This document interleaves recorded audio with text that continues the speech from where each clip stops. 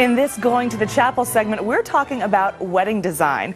There are dozens of magazines, books, websites, you name it, to help you plan your big day, but we've got two gentlemen who can help simplify everything.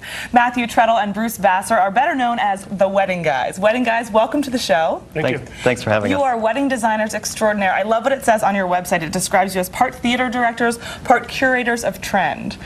And no drama. And no drama. I love it. And you really focus on taking global trends and bringing them to the wedding world. Yes. That's the whole idea, because there's so many ideas out there that are beyond really the wedding industry. Then we really try to focus some of those new things and fast track them so brides can really be doing the latest and most exciting things for their wedding, because they all want them to be unique and different. And to be now. Yes. Exactly. So you have some great examples for us. Let's talk about the table first. You know, receptions are such a great way for couples to really personalize their weddings. And so what we're seeing is people really want that kind of fine dining experience now for their wedding reception. So it's not uncommon to see 4 tops like you would at a restaurant versus 8 or 10 at a table, which is really fun because it gives you an opportunity to do a few different things, and certainly centerpieces.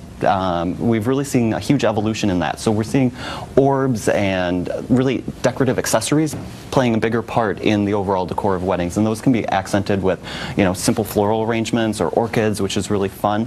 Yeah, I notice you have no flowers on here, but it totally works. Is that a trend for now, to do things other than flowers? You know, we're seeing flowers used in more unique ways, which is really fun. We talk about impact pieces a lot, so if you're going to have a ballroom space and you're going to have a wedding, do one huge arrangement. Invest that money in that one piece where people walk in and go, wow, versus a lot of small pieces. Really, it gives you more bang for the buck. Okay. The other fun thing we always encourage people to do is take a look at the things that you already are using on the table and consider your flatware. And what can you do different on the table than the traditional setting for the flatware on itself. The sides. And so this actually becomes decor on the table and gives you a stylized look. Also color.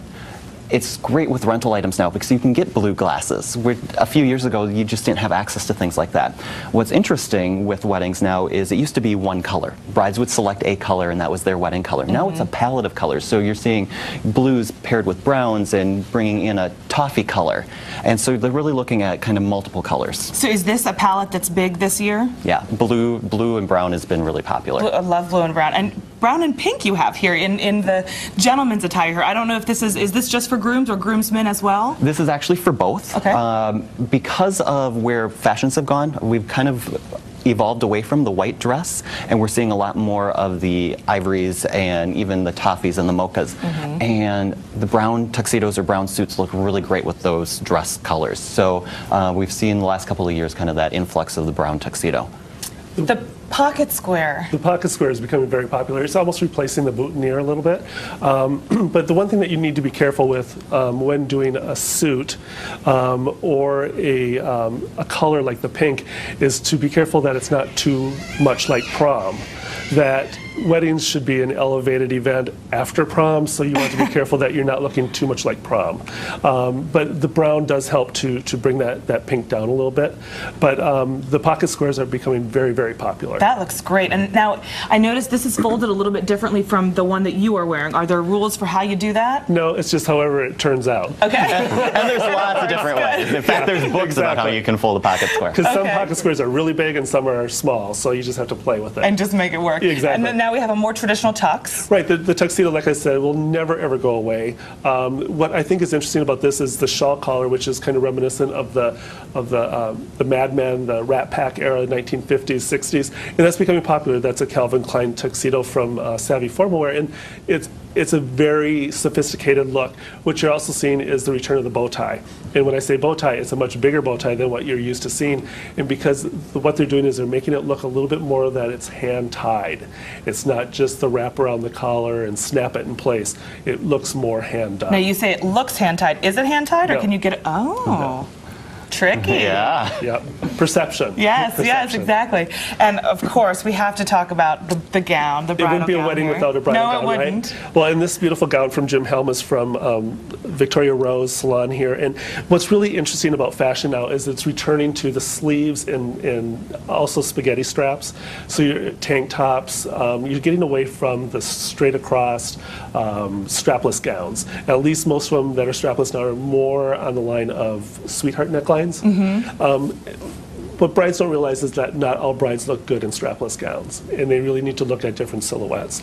And you're also seeing a lot more of the flower appliques onto the gowns, the corsages that are built onto the gowns. Really very nice. Bridal gowns are turning back to romance, not to just everyday, plain, ordinary gowns. Now, is this, correct me if I'm wrong, I may be using the wrong terms, but the ruching and pickups, is that what that's called on the skirts? These are pickups, but it's also a balloon hem is what they're calling it as well. And what's nice about this is that it actually has a little bit of a look of a box pleat in the actual angle of the fabric. And what's nice is that this again is becoming very romantic, back to the 50s. Also, we're starting to see a little bit more of the peplums on the back as well. Now, when you say balloon, we do want to point out though, because you say people are getting back to sleeves, but not right, but not on the sleeves. That was for late 80s, early 90s, what have you. Yeah, well, we're getting there though. Actually, the sleeves are coming back, and you're starting to see some of those sleeves, but much more demure and very small. Just like you're starting to see the bows coming back on the back, also known as the butt bow. The butt bow, I love it. But it's more of a very Chanel, very, very soft, very small, very nice. Well, if you've got questions for the wedding guys, like if your sleeves are going to work or what type of decor you should go with, you have a Q&A section on your website. I noticed you give great answers, and people ask you everything. They do. It's theweddingguys.com. That's correct. Yes. You can find them there. You can, of course, also get there from our website, mycarolinatoday.com. Matthew and Bruce, thank you guys so much for coming. Thanks for having us. And when we come back, we'll be talking about fleas and ticks. Stay tuned.